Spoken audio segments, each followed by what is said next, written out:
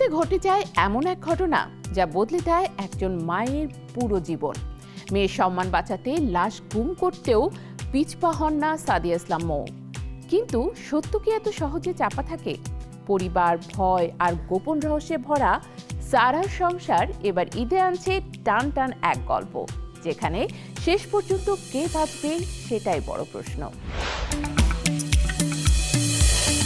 একসময় বিজ্ঞাপনের পর্দায় তার এক ঝলক হাসি ছিল দর্শকদের মুগ্ধ হওয়ার জন্য যথেষ্ট। সেই সাদিয়া ইসলাম মৌ এবার ফিরেছেন এক ভিন্ন রূপে, একজন মায়ের চরিত্রে, যার জীবনের এক রাত বদলে দেয় সবকিছু। পরিবার, ভয়, গোপন সত্য আর অপরাধবোধের টান টান গল্প নিয়ে আসছে নতুন ওয়েব ফিল্ম সারার সংসার।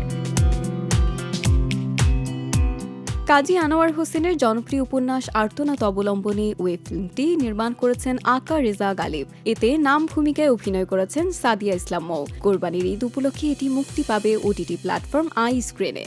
90 দশকের জনপ্রিয় মডেল ও অভিনেত্রী মৌ এখন অভিনয়ে খুব বেশি নিয়মিত নন, তবে বেছে বেছে বিশেষ কিছু কাজেই তাকে দেখা যায়।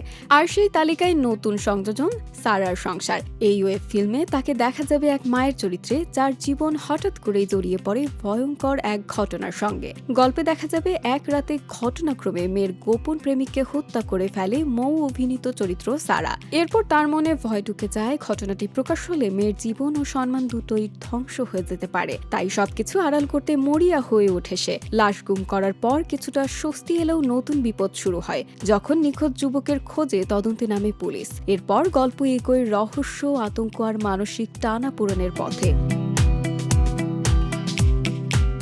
মূল উপন্যাস আর্তনাদের প্রেক্ষাপট ছিল 70-এর দশক, তবে ওয়েব ফিল্মটিকে বর্তমান সময়ের দর্শকদের জন্য নতুনভাবে সাজানো হয়েছে। চিত্রনাট্য লিখেছেন কাজী আনোয়ার হোসেনের পুত্রবধূ মাসুমা মাইমুর।